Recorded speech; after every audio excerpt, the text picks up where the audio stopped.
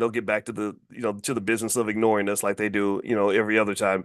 So vote for whoever you want. But I would just definitely say, I don't think if I'm going to pick a fight with a loved one, if I'm going to reject, my wife, which I would never would, but if I was going to reject her, I certainly would not reject her because she voted for Donald Trump or because she voted for Kamala Harris or whatever. Like I just don't even think that does not compute for me because I feel like that's a really high price to pay for people who don't really care that much about you. Like that's the point. I don't really, again, maybe I sound cynical, maybe I sound skeptical, but I just don't see a lot of evidence to say that the politicians in general care a lot about black people, period.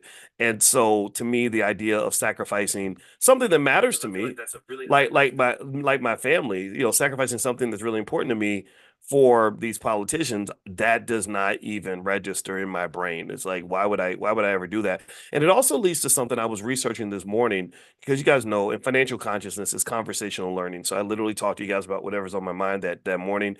And I was on the exercise bike. I did not get in, I was not in the 5 a.m. club because I got home late last night. So I woke up about 7. But I got on the bike and I rode a few miles on the bike and I always think while I'm exercising. And I was thinking about just that conversation we had last night, which by the way, it's on my channel, drboycetv.com, or you can also go check out I have a podcast on Spotify called the Dr. Boyce Breakdown. So feel free to go look up my name on Spotify. I'm there too.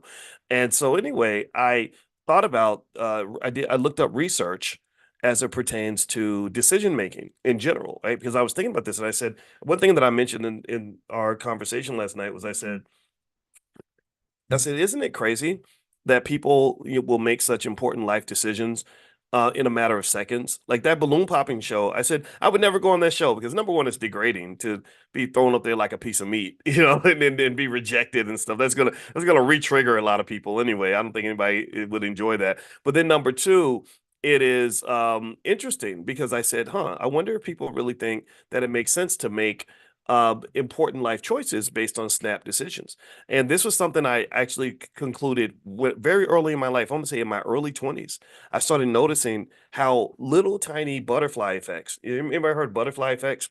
Little tiny decisions that people make have massive impacts on their lives. For example, you go to college and you think you really want to be a doctor, and then someone says, well, nurses can make $100,000 a year and they don't have to go to school as long as a doctor. And so you become a nurse. And then the next thing you know, you spend 30 years as a nurse. Or you want to be, you want to go and work as an accountant. And then you find out that if you actually do supply chain management, you'll make an extra five or $10,000 a year. So you pick supply chain management. Or you have a scenario where you go to the bathroom at 5:04 p.m. and you bump into a man and start a conversation with this man, and next thing you know, he becomes the father of your kids. Whereas if you had gone to the bathroom at 5:02, you would have completely missed him, and this whole 40 year sequence of realities that would have happened never would have happened. And I say that just because even with my wife, I remember the day I met my wife. We were friends for a long time before we got married, and I was really happy about that because I'm telling you, marriage is work, right? So when you when the love when my wife ain't looking as cute as she normally does, or when I'm not looking as cute to her, we lean on our friendship because sometimes when you get on each other's nerves, ain't nobody cute, right? Like you look at each other, you growling, right? And so friendship is a great thing to be able to lean on, because it's like, okay, no matter what, my wife is always my friend. So that was actually a benefit. And I remember the day I met her. I met her because I was in the library and I saw her across a crowded room, and she was talking to this guy that I didn't like very much, and I was mad. I was a little bit jealous that he was talking to her and I wasn't. And so I went to talk to her, and I thought, but the thing was, I was getting my pizza, and I thought about the fact that I had a test tomorrow, and I was like, I don't really have time to go say hi to this girl. I got to go get ready for my test. So if I had simply just took my pizza and went upstairs, I never would have talked to her, which means that there would be no Dr. Alicia, right? So ultimately, I thought about this, right? And here's what I want to get to that will actually impact your wealth and your economics. So I'm not just telling random stories here. Um, Studies show that people who take time to think about their decisions generally make better decisions. If you look at economic outcomes and other measures of quality of life, studies show that people who take time to think about their choices quite logically make better choices, right? Does that surprise you? What do you guys think? Does that surprise you, or does that um you know, or is that pretty much common sense? What do you think? And I'd say this because I wouldn't have known this if I had not gotten a master's in mathematics. Because what happened was when I got my master's in math, we would have a math problem. I've told you guys some of this, and I'm not going to make it long. But they would give us this math problem on Monday, and it would be the hardest problem in the world. And I'd never been in a situation where they would give you a week to solve one math problem. I'd never seen that before. And so you would get the problem, it wouldn't make any sense. I wouldn't know the answer, and I'd want to give up, but I couldn't give up because if I gave up, I would fail the class. So I would spend the whole week thinking about this problem. I would spend the whole week obsessing about it, analyzing it, processing it. And just like clockwork, every single week, I would always figure out the answer eventually. And I would have so many insights into that thing that I never would have had if I'd made a snap decision. So I'm going to just go ahead and throw this out there in terms of giving you a tip on financial consciousness. A lot of people don't have success in their life, and a lot of people don't have wealth in their life because they make decisions too damn fast. They don't think about it. You see somebody that looks good and you sleep with them in the first week because because they said they told you a funny joke or because you like the way she looks or something. You see it happen all the time. And then later on down the line, you have all these issues that could have been avoided if you'd taken the time to allow yourself to process the situation and find the red flags. And this is one of these little tricks that I think Mother Nature just plays on us. I think that we get tricked into reproduction. I think that the universe is like, well, you're gonna have babies whether you like it or not. So no matter how logical you are, it's hard to override the impact of dopamine. I mean, you could be a really smart drug addict, and that's what the dopamine is. It's just basically a drug. It's a pleasure drug to some extent. You just naturally produce it. So any person can be a drug addict, whether you're smart or not so smart, because everybody likes pleasure. Everybody some people get to the point where they're stressed out looking for an escape. Traumatized people are more heavily impacted by pleasure seeking behavior because pleasure seeking behavior allows you to have an escape. And so that's where sex addictions come from. That's where food addictions come from. That's where drug addictions come from. That's where alcohol addictions come from. That's where work addictions can come from. That's where running addictions can come from. Right. So every addiction doesn't even have to be an unhealthy addiction. Right. And I think consciousness might mean like where you just say, okay, if I'm going to be addicted to something, let me be addicted to something that's healthy. Right. Like now I'm kind of addicted to getting up at 5 or 6 in the morning and going to the gym with my wife. That's an addiction. I love it. I don't feel right. I feel off balance when I don't do that. But I could easily be addicted to like, I don't know, something easier like, you know, crack or something, right? Like I'm sure that's easier to get up and smoke crack than it is to go to the gym, but there's a consequence to that secondary addiction, right? So ultimately, I would encourage you that, so my point is to say that if you look at most studies, how you make decisions plays a really big part in whether those are the right decisions. When the researchers looked at people who had healthier relationships, they tended to be people who took the time to get to know somebody before they decided to go deeper in the investment. And I mentioned that that's no different from investing in real estate or stocks or anything. There's something called due diligence, and no investor in their right mind would run around throwing a whole bunch of money at at investments that they didn't properly vet. You have to vet your investments and relationships and all that stuff. That's an investment, and it's more valuable than money. All right. So anyway, let me mention also as we get ready for the convention this week, we are doing a Q&A tonight. I'll text you guys the link today to join the Q&A tonight for the All Black National Convention. For those of you that have questions, I would encourage you to really, really network when you get there. Studies show that people who have stronger networks generally have stronger wealth. In fact, I found some stuff here.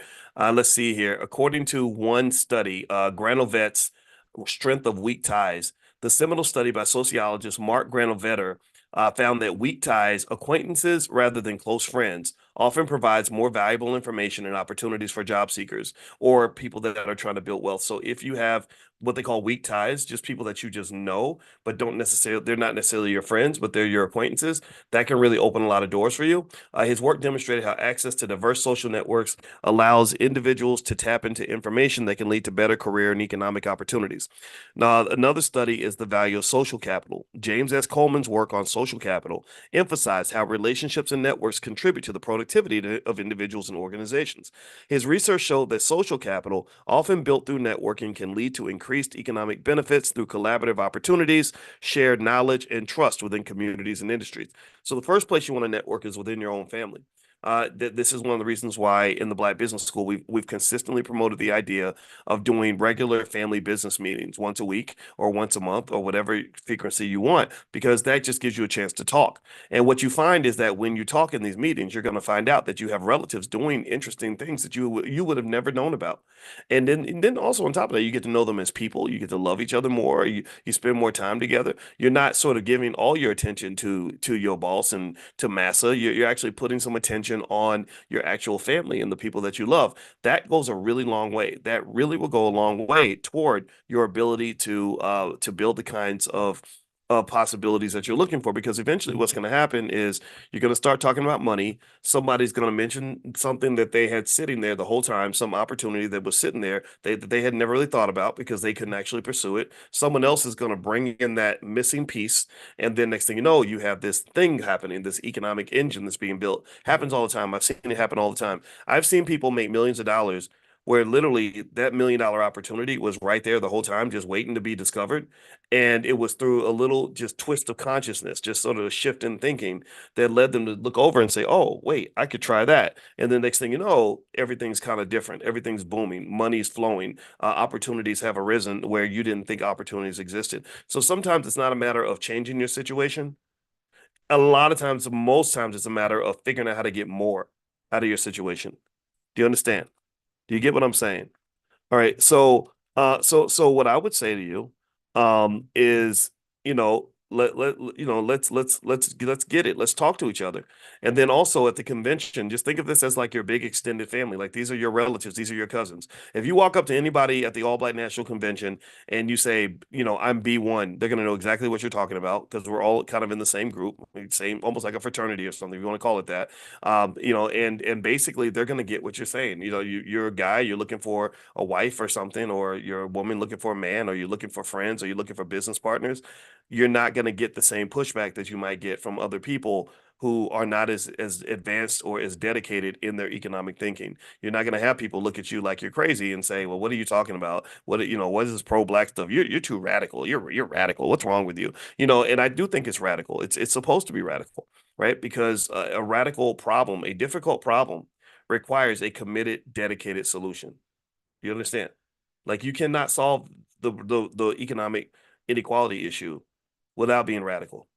If you can't be radical, then you're not, because radical to me kind of means doing the stuff that's a little bit hard. You got to drive your truck off the freeway and go through the grass and drive through the woods to get to the destination, right? You got to do some stuff where people are going to be like, "What are you doing? Like that's crazy. Why would you do that?" Well, because the freeway is crowded and it's taking us in the wrong direction, and I got to get to the destination, which means I need to carve a path.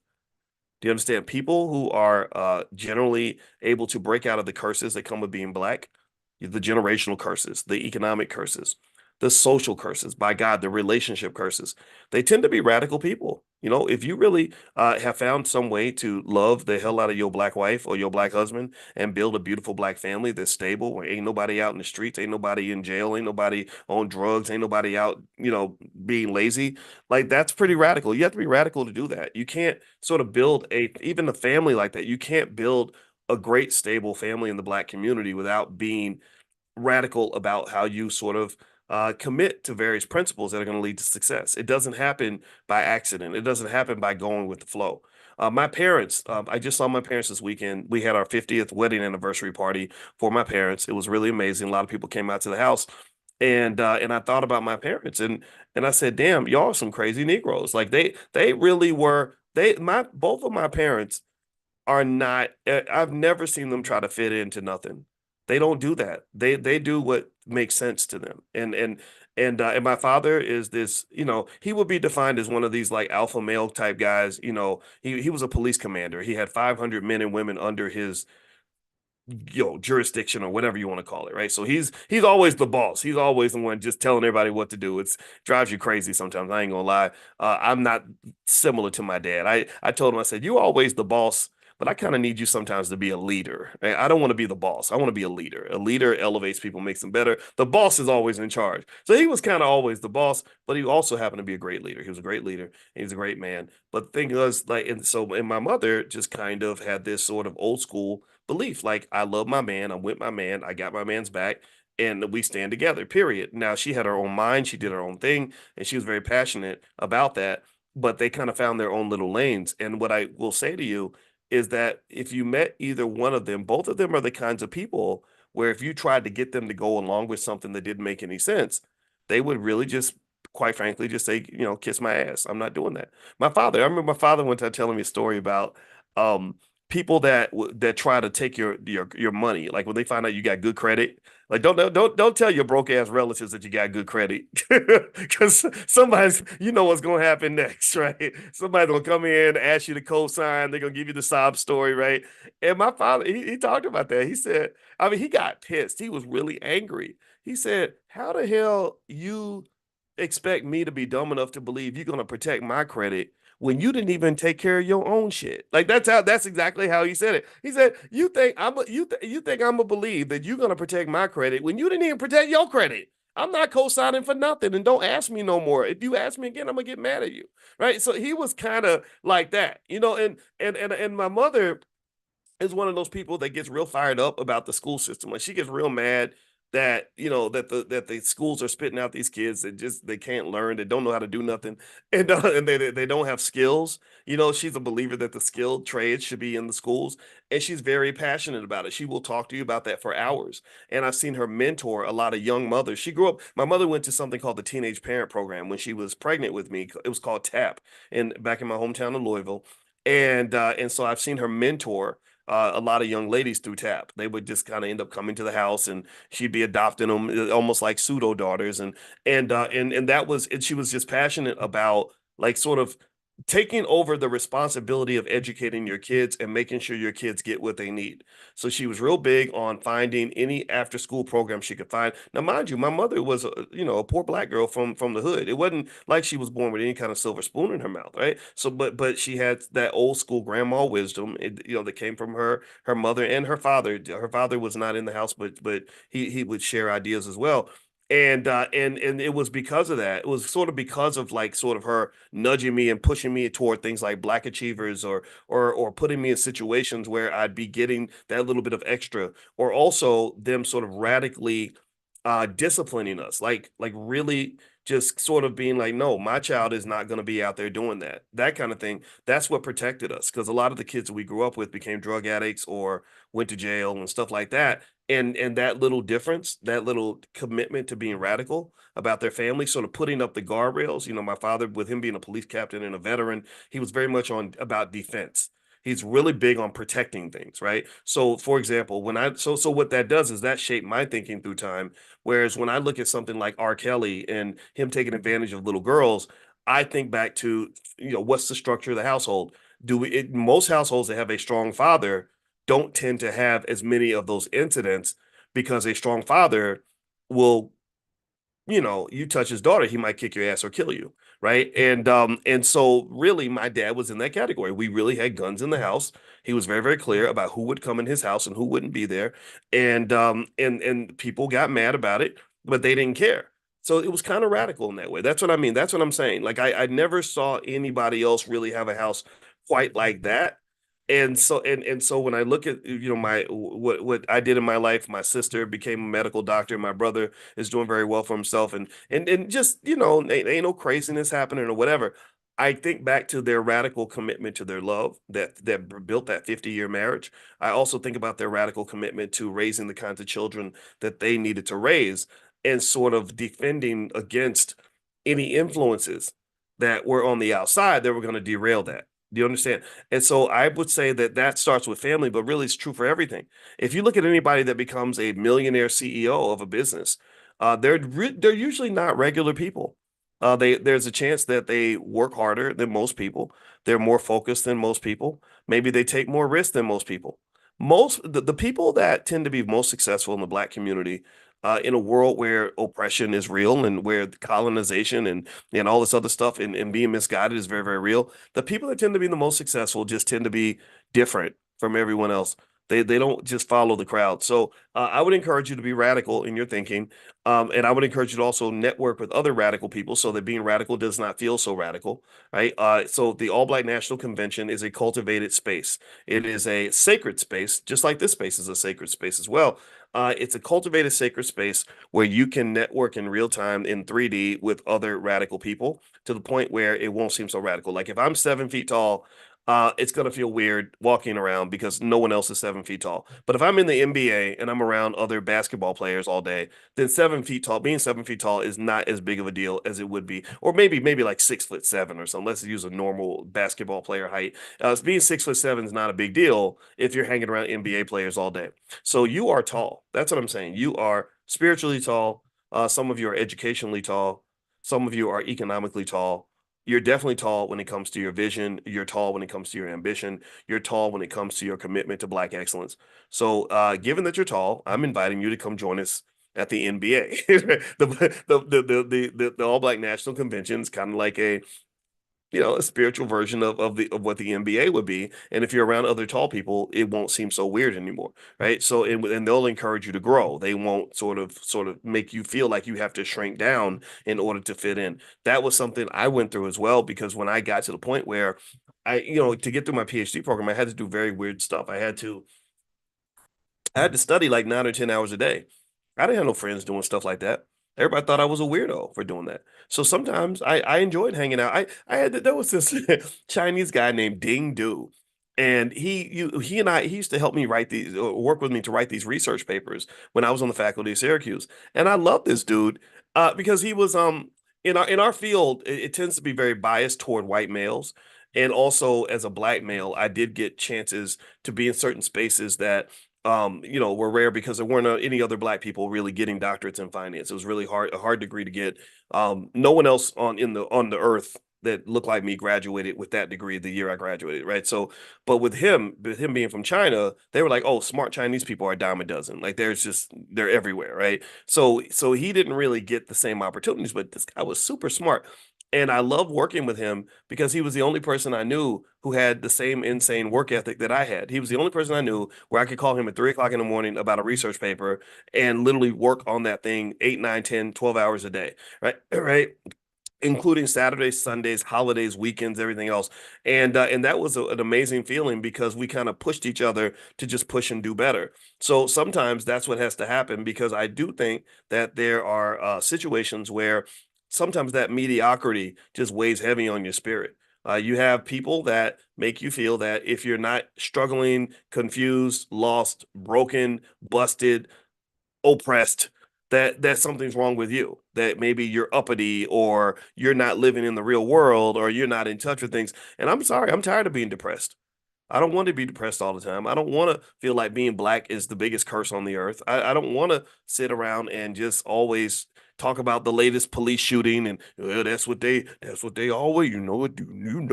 always doing to us. That's what they do to us. They does it to us. And I'm like, well, who the hell's gonna stop them from doing it? You ain't gonna do that shit to me. Like, wait, you do it. You might do it one time, but you're not doing it anymore. Maybe I'll go do it to you. How about that? I'm not doing that. I'm not playing. I'm not sitting around playing defense for the rest of my life. You don't score in sports. You don't typically score points on defense. I want to play offense. I want to move the ball. I want to win some games. And I just really think that sometimes you can get into that old Negro spiritual broken Negro mindset and it will be around people that are like that and it can just be flat out depressing. No wonder the therapists all say that depression and anxiety is super high in the black community because every single day you're giving something to be sad about. I don't want to have things to be sad about. I want to find things to celebrate. And I would just tell you that there are things to celebrate. So anyway, if you want to join us at the convention, you can go to allblacknationalconvention.com. We're going to meet October 25th through the 27th in Lombard, Illinois, which is right outside of Chicago. That's allblacknationalconvention.com. I must warn you though, the VIP tickets are sold out. The President's Circle tickets are sold out.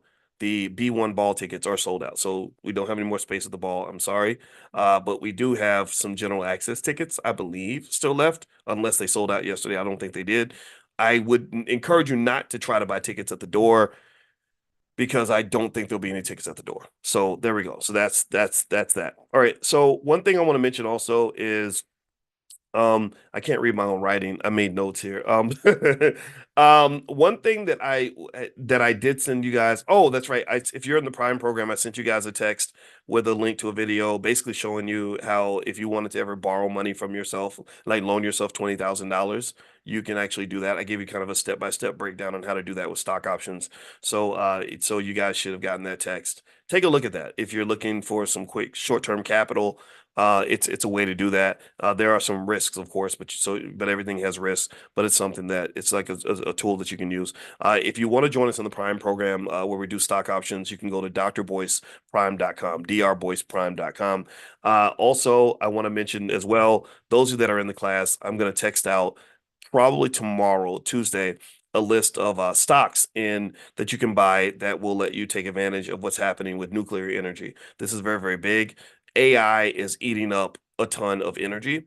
And the way that they're dealing with this shortage is they are investing tons of money into what they call SMRs, which are small modular reactors. I think that's what a small modular.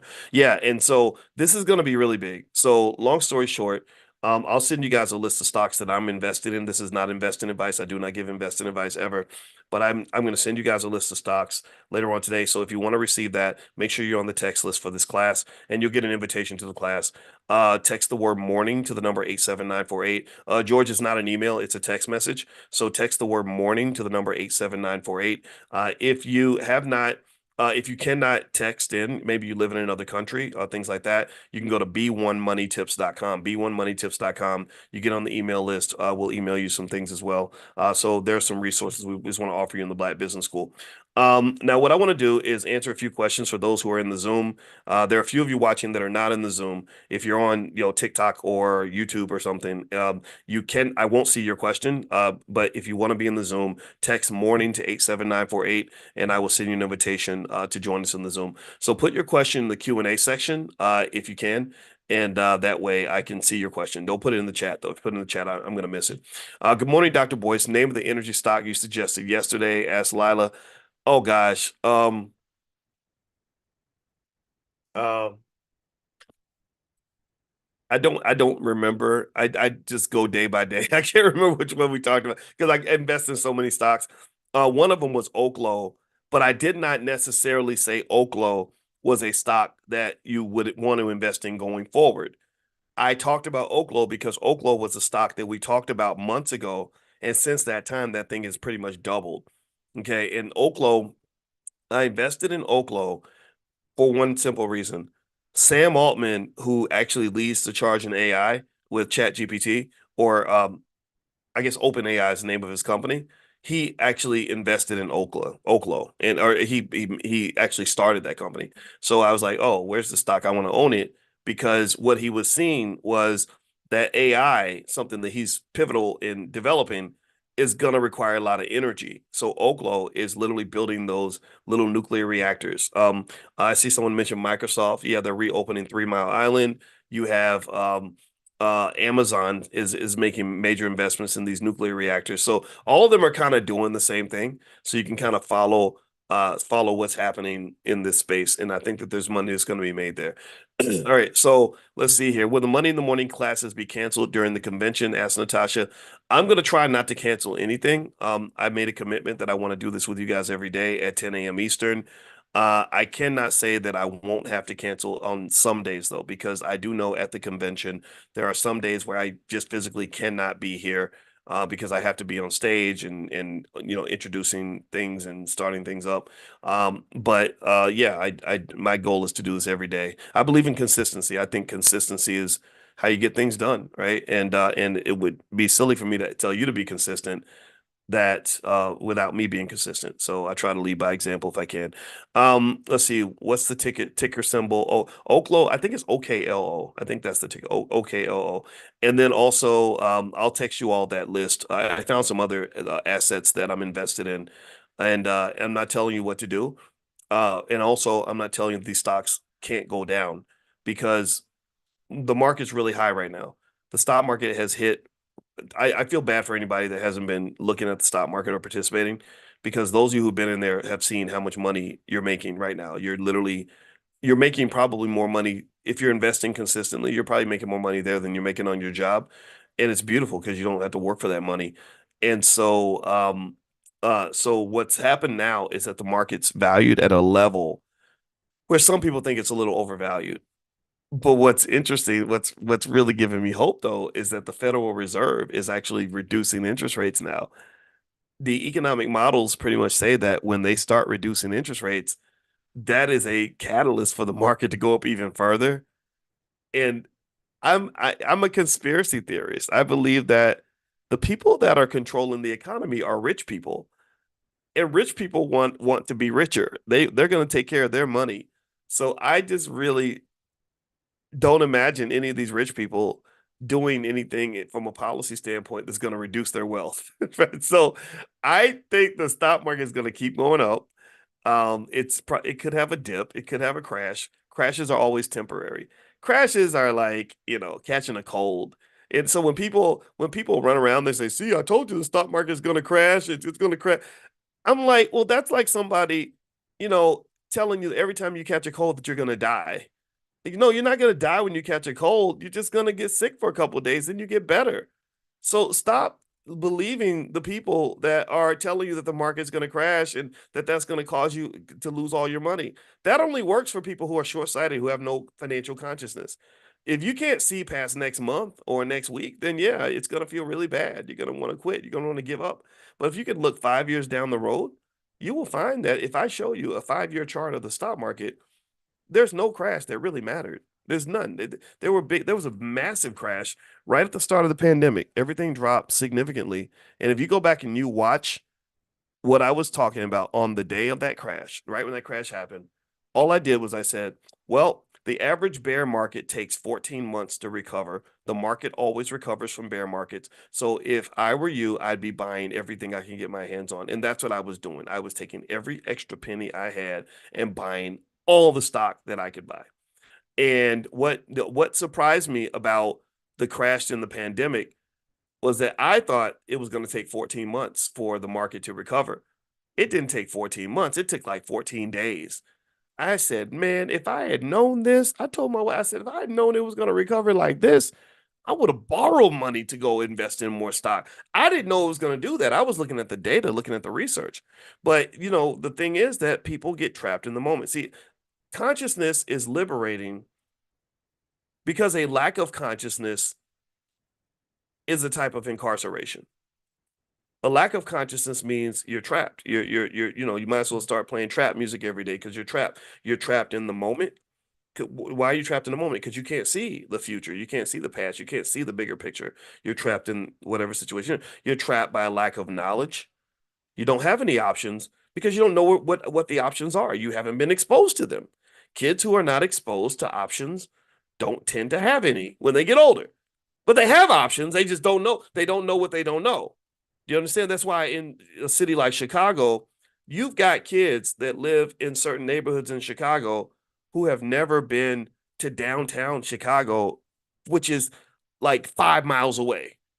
That's insane to me. That's crazy. Like that you that you've never been downtown and you live 5 miles from downtown, or you've never seen the river and you live just a few miles from the river. That's where exposure is really important, because exposure is a type of consciousness. And it's up to us to give our kids that consciousness is where you can sort of see other things kind of everywhere, even if you're not there. You can see the future and the past. You can see up high. You can see higher dimensions. You can factor in other variables. You have other information. So really, by educating yourself, you're expanding your consciousness.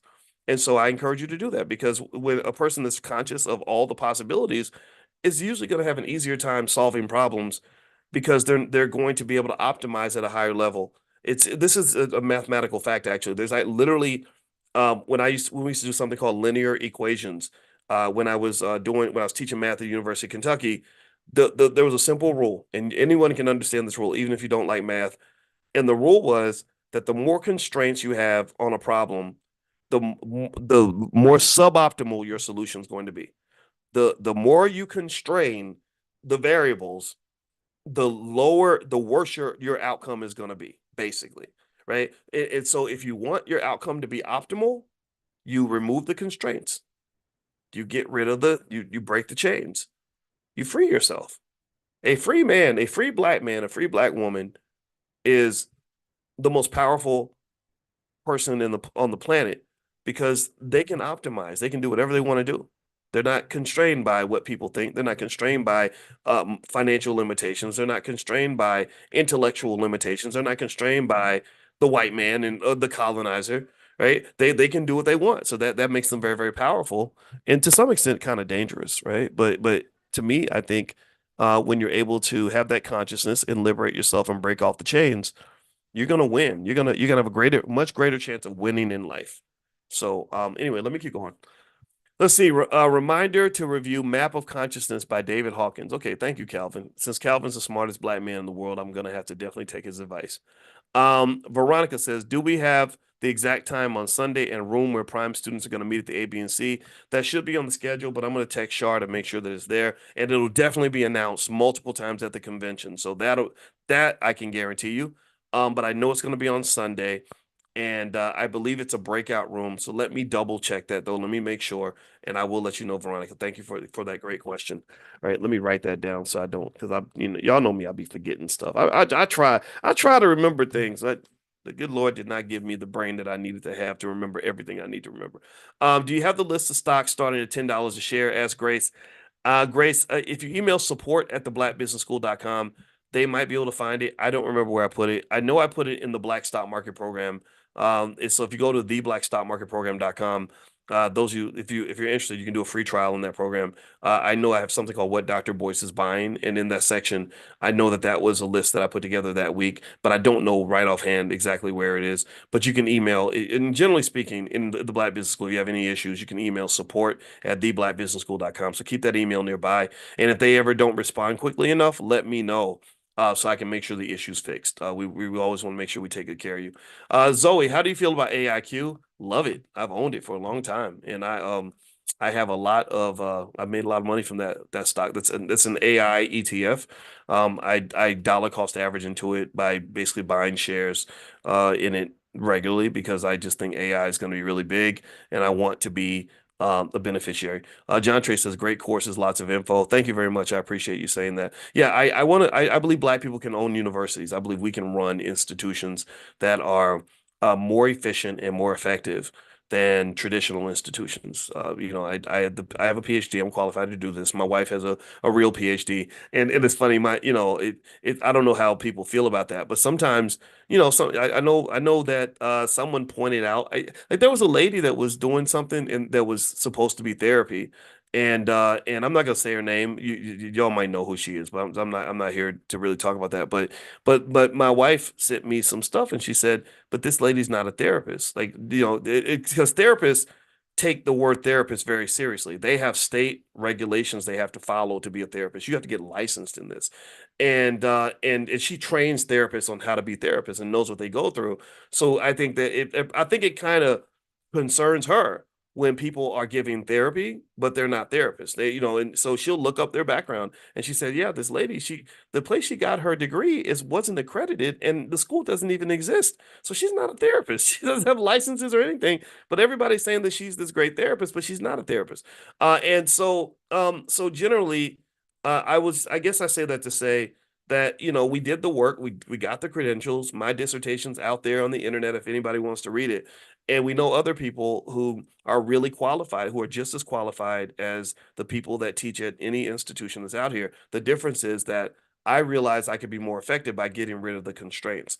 Universities have a lot of constraints on what you can teach and how you teach it and who you got to teach it to, how much it costs them to learn. Like at Syracuse, the students are paying almost $100,000 a year to go to that school.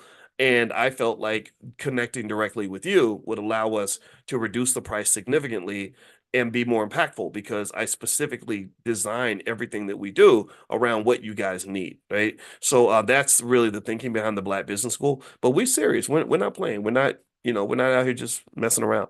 Let's see, Antonio. It's a good time to invest in crypto. I think so. Have you heard of Casper crypto coin? It was 3 cents a year ago, now 13 cents, projected to reach $1. I haven't heard about Casper, Antonio.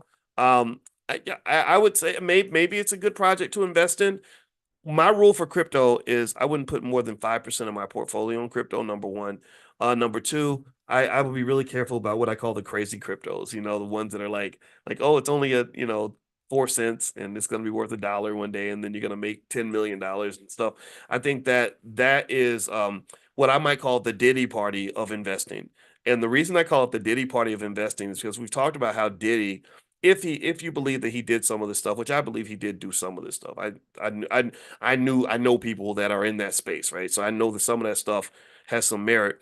The thing about Diddy is that he was able to entice people with money. He was able to use, it was almost, I compare it to the devil because I'm like, ooh, the devil's sneaky. The devil knows what you want. The devil knows what your desires are. So a lot of celebrities kind of engage in this really devilish way of using your own greed against you. The momentum of your own greed, they use that against you like a karate move, where they know that you want to be you want to be next to me because I'm famous, huh, girl? Oh, you want to ride in the Mercedes with me and do whatever, and they'll use that, right? And they'll use that because they're trying to get something from you. And here's the deal: this is the nature of all scams. This is how the crypto scammers make billions of dollars. This is how scammers make money, in a lot of places.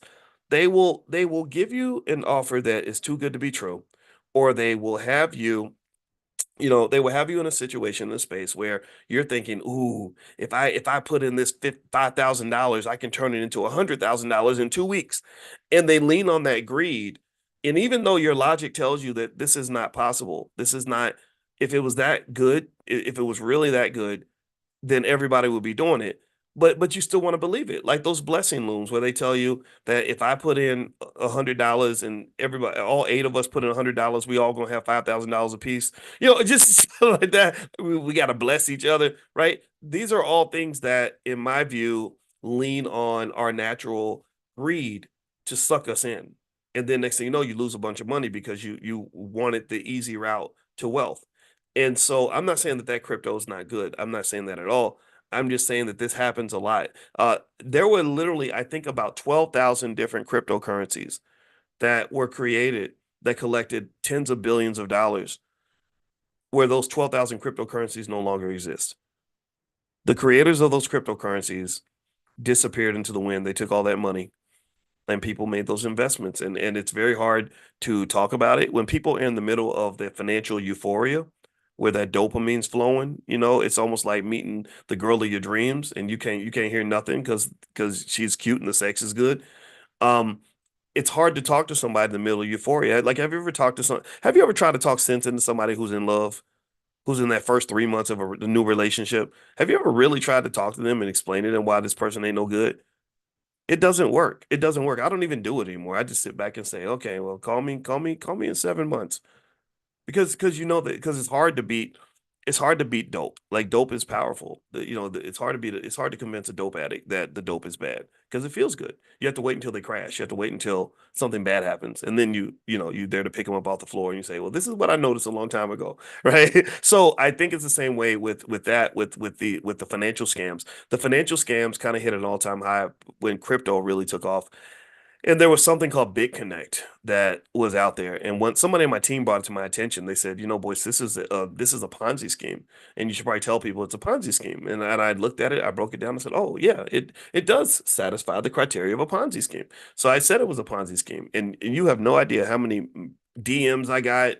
People that they had become, I think that they had like people that were like regional managers of BitConnect. Like they would put people in these little appointed positions, and so there were people that it was BitConnect, BIT, and they would yeah, and they were really really pushing me about this thing being a Ponzi, or sorry, about what I said. Like they were kind of saying, Dr. Watkins, I think you're wrong. Let me come on your show and I can explain why it's not. And I was like, I don't want to do that because number one, I don't really have a show. I'm not a radio host or something, right? I just bring people in that I want to talk to. But also, I said number two, I don't want you here because I understand why your argument is very persuasive. Dope is powerful. So I'm not letting the dope dealer do a presentation at the elementary school because he's going to make crack seem like it's the coolest thing in the world, and he doesn't need to be talking to the kids because that ain't gonna. I know what you're selling, right? And so Yeah, so ultimately BitConnect went bankrupt. They disappeared right when the crypto crash happened. A lot of people lost a ton of money. And they lost more than they would have normally lost because what happened was like with any Ponzi scheme is they were making lots of money going up to that moment. Like so you put in 200, that 200 turns into 800. Well, you're going to want to come back and put in 2000 because again, you're going to start imagining how great life is going to be once you have $100,000 in the bank or once you can buy that Mercedes or whatever. So you put in 2000, that 2000 turns into 10,000. Well, then now you're putting in everything you can. And now you're going out telling all your loved ones, all your friends and family, hey, we got to put in 20,000, 50,000. So by the time it crashed, people were putting massive amounts of money in. This is what happens in any speculative bubble. And then the crypto market crashed. The website went down. The company disappeared because they were in the Philippines or something. So that's the BitConnect story. And this is why I don't believe in the fast money. I believe in the slow money. The slow money tends to be the sturdier money. I think that looking for options that are fully vetted in terms of you understanding what the risk is, I think that's much more stable. And than the alternatives. And also, here's the other thing too. When part of the reason people are afraid to invest is because they have those bad experiences. They go through that financial trauma of being scammed or investing in something that's a pump and dump. And then they go around telling everybody that investing's bad or that the stock market's terrible. But it's almost like those people who walk around telling you that all men are bad. Well, the first next question I would ask that woman is like, well, what kind of men are you dating? Or if a man says all women are gold diggers, well, I would say, well, maybe you shouldn't go pick up women at the strip club because strip clubs, those women they would probably fit the criteria of being gold diggers. That's why they're there because they need money, right? Try the church. Try picking up a woman at the library. Yeah, I met my wife at the library. I didn't meet her at the club. So anyway, let me stop talking before I get myself in trouble. All right, so I'm gonna answer a few more questions. Did I say AIQ? Yes, it was AIQ, Alpha India. Uh, uh, Quentin Tarantino. All right. So, Mary, would you use an interest-free credit card to invest in the market? I would be real clear. This is not investing advice, but I don't think that will be out of the question. I think it's a matter of having a clear plan on what you're going to do with that capital. Borrowing money is never a bad thing if you know exactly what you're going to do with that money. If you're going to use that debt to make more money, or you have a reasonable probability of being able to do that, then borrow money is a perfectly reasonable approach to investing in wealth building. Most great economic empires in America were built on borrowed money. So if they give you interest free, and just be clear about how long it is and what the terms are, and I don't see anything wrong with that. But just be real clear about what the risk factors are, so you just kind of know what you're getting into. Let's see. Michelle says, I want to start designating $100 per paycheck to investing regularly using my new E-Trade account. What's the best way to do this? Most of the time, on most of the apps, they'll give you some sort of way to do like automatic deposits and things like that. I would just look for something like that. If you do, everything from Coinbase to E-Trade to Robinhood, they always give you a way to automatically put money in from your bank account. So that's something I would do. If you go to blackwealthmasterplan.com, that's blackwealthmasterplan.com. That's where the $5 a day plan is. That's really something that I've been talking about for many, many years. It's an easy on ramp into investing. If you do it and you do it consistently, this is the road to wealth. It's a long road though. 10 years, it might take 8 to 10 years before you really start seeing the difference if you're doing $5 a day. If you do something bigger, then you might see a difference in like 4 or 5 years. But this is really how people get wealthy. People get wealthy by consistently piling their money up somewhere and having that grow on its own. And remember this, here's the interesting thing about wealth is that you're already building wealth for other people. Like if you're paying your car note on time, you're building wealth for the car dealer. If you pay your cell phone bill on time, you're building wealth for the people that sold you that cell phone. Because they're taking that money, they're consistently investing it over and over and over again into index funds and the very same investments I'm talking to you guys about, and that money is growing over time. All right, so Michael says it works. I'm a testament of the $5 a day. Good for you, Michael. Good for you. Yeah, if you've been doing this for 4 or 5 years, you're seeing a difference. You're more financially secure than most people, and I would just tell you that I don't think a college degree is the most important thing a young black person can have. I don't believe that. I think the most important thing a young person can have is a capital base. If a parent loves a child and they really want them to be ready, you give them a capital base, and all that is some stocks, maybe some real estate or some resources that they can lean on. And then what happens is that when they have a capital base, you go into this alternative reality where you don't actually have to work for anybody. People think that it's impossible to go through life without having to go get a job. That is not true. That is so untrue. There's so many people. I know so many young people in their 20s who will never ever have to work because they've got, some capital that their parents were saving up for them, for the last 20 years or so, or saving up for themselves, and then they just gave it to them. And now this kid's got $250,000 in the bank. He ain't got to go to work unless he's a sucker and a fool. If he goes out and throws his money away, yeah, he does. But if he knows how to manage it, you never have to work. You could give a person $250,000 one time and they never ever have to go back to their job if they know how to manage the money. Because what happens is that the money that you have is going to be growing as you're pulling pieces of that money to pay bills. So you can pull a little bit to pay your bills, but the rest is reinvested and is growing on itself. Money grows like a weed. If you have enough money sitting there, money will grow like the weeds in your backyard. It literally takes on a life of its own, where just by having it invested, your wealth just naturally grows. That's what's so frustrating about America's capitalist system. That's why so many people are so frustrated by it, because they kind of see wealth as something where to get a dollar, you got to work for the dollar. And if you don't work for the dollar, you won't get the dollar. And then there's a whole other class of people that say, no, my dollar is going to work for the next dollar. I just have to get a bunch of dollars together, invest those dollars, and those dollars will naturally grow on their own. You want to be in the second category because the first category in America really isn't winning. And I just kind of want you to win, right? I want you to be in a position to win. All right, so let's answer a few more questions. Is it better to work 2 years for an emergency fund, to just do 1 year emergency fund, invest the rest of your surplus income? I like the 1 year approach. I think if you have a 1 year emergency fund, you're doing very well. What amount of funds would be a good point to start for selling options? Ask Emmanuel. I think 10,000 in capital is a good start. You can make a decent income from that. Feel free to go to drboyceprime.com if you want to take a look at our options program. It's really good. A lot of people like it. Jacqueline Clark says, I'm excited for the A, B, and C for lunch. Was there a list of local nearby places to eat, particularly black owned? There is a list of places to eat. I don't know if they sorted out the black owned places, but Lombard, Illinois is nice. There's so much cool stuff out there. So feel free to go to allblacknationalconvention.com. You can see the whole itinerary. You can see all the speakers. You can see all the whole agenda, everything that's there. And I encourage you to really network while you're there. Really meet your next business partner. Go there and meet your wife. Go there and meet your new best friend. If you say hello to people and you're a friendly person, other people will want to work with you. Gary, what do you think about RKLB? I don't have my stuff in front of me to look up particular stocks, but I will be doing that tomorrow during our portfolio power play. We are going to do that tomorrow at noon. So if you'd like to join us for that, that's for the Black Stock Market Program. You can do a free trial by going to theblackstockmarketprogram.com. That's theblackstockmarketprogram.com. The Dr. Alicia lecture the other day had some great information. Thank you for saying that. Yeah, she's doing another cohort of her wellness group. You can go to draliciawellness.com if you want to take a look at that. That's draliciawellness.com. Jacqueline, will there be an opportunity for early bird signups for 2025? Yes, there will be. We will definitely, we always do that at the convention. We always give the attendees an opportunity to buy tickets for the next year at a substantial discount from the regular price. I don't remember what the discount is, but it's really, really big. And it's really just kind of a thank you to you for supporting what we're doing.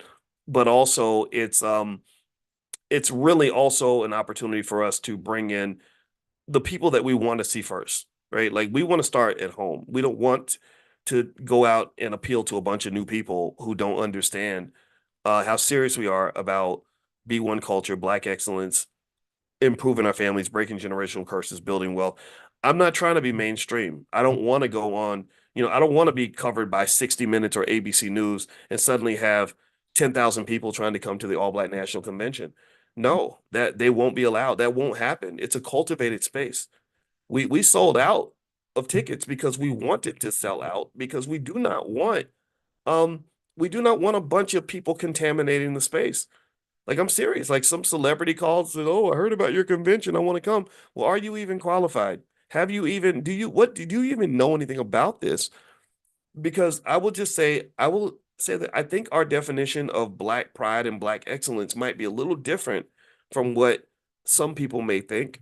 It's no disrespect to other people, but I take great pride And the fact that some of y'all, some of you have literally sat with me for hundreds, if not thousands of hours discussing all the subtleties of building wealth in a family, building strong communities, building strong ecosystems, etc. Like you literally are probably the most financially sophisticated person in your family. I'm gonna just tell you the truth.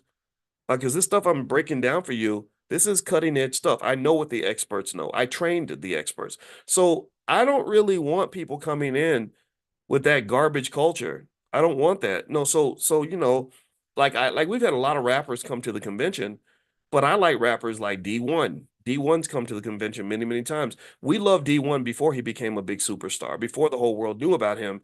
We were committed to him because I said this guy's got the right ideas. If he ever gets famous and gets on big stages, I know what he's going to say because I understand what kind of person he is. Killer Mike was at our convention many years ago. We've had, just people that make sense. I don't really want goofy stuff. I don't really want, I like, I'll tell you, like, if somebody came in saying, well, the solution for black people is that we all have to make sure that we support the Democratic Party or that we all become Republicans. I don't want to hear that. That's boring to me. That's not interesting. Or if someone is, if there's somebody who thinks that because they're famous, that they would automatically be invited. Kanye West reached out and said he wanted to come to the convention. He called me during the Charlotte convention that we had 2 years ago, and we were on the phone a long time. And I got to the point where I was like, I don't really know if I want him here because he's going to mess up the space. He's going to bring a lot of attention, but I don't know if it's going to be good attention, not because of his controversy. I don't care about the fact that he declared war on the Jewish community. I ain't scared of nobody. But it's like this man is a narcissist. Like his brain is somewhere else. He is he literally thinks he's the most important person in the room everywhere he goes. That's not the energy that I can really relate to. And I don't think I think a lot of other people would say, why is this guy here? So what I'm saying to you is that that's why we offer attendees the biggest discount for next year because we know you've already been qualified. Do you understand? And you're the right people that are going to be there because we want a space that's going to be cultivated and built on growth. And the way you have a high quality space, it's like if I have an NFL football team that won the Super Bowl, I want to bring the same players back. I don't want to bring a bunch of new people in that have talent and I don't know what we're gonna get, big egos and crazy styles of play. No, I want people to understand how we won our first Super Bowl so we can do a repeat. Do you understand? Because in my mind, I don't care what anybody says. I think in this space, we are winning Super Bowls. Like, I'm super proud of all of you because a lot of you that have been consistent, that have been applying these unique ideas and in your own as well, you're doing amazing things. You're achieving the bar, you're achieving the holy grail that so many Black people talk about but have no idea how to pursue. Many of you actually have freedom. Like some of you have like 30, 40 acre farms and you're educating your own kids and you're making plenty of money. And so you don't even have to get up and go to work every day and you're not being affected by all these crazy things that they're doing to Black people who are addicted to an unhealthy system. You're eating right. Your mental health is solid because you've been working with the therapist and everything else. This is what I want, right? So in my view, Wakanda is not something created by Disney. It's not something in a freaking Disney movie. The real Wakanda, I think, is at the All Black National Convention. I do believe that. It is a beautiful space with beautiful people, and those are the people that I want to see. The only difference is that I always tell everybody I never really want to see you again. That means next year I want to see a better version of you. That means that we are intentional about growth. We're intentional about developing ourselves. We're intentional about getting closer to our destination, and that's what we're on right now. And I know that that's going to thin the herd a little bit. A lot of people aren't going to want to hear that. A lot of people may think that that's uppity or unrealistic or whatever. I don't give a damn, right? I want to talk to the people that understand. So if you are upwardly mobile, if you want to improve your life, as a Black person, then the convention is for you. That's the vibe. And but again, like I said, most of the tickets are sold out, but there are some general admission tickets if you still want to come. The URL is allblacknationalconvention.com. That's allblacknationalconvention.com. Okay, guys. So I'm gonna do another Q&A soon. Tomorrow we'll do the stock market Q&A. So if you want to do a free trial, just go to theblackstockmarketprogram.com. I'll send you guys a link for those of you that are in the class. If you want to be on the text list for this class, text the word morning to the number 87948. So text morning to 87948, and I'll send you some information later on today. So have a good day, everybody. God bless you. Thank you guys for listening. And if I talk too much or if I said things incorrectly, just know it's because I ain't had my coffee yet. So now I'm gonna go get a cup of coffee and kiss my wife.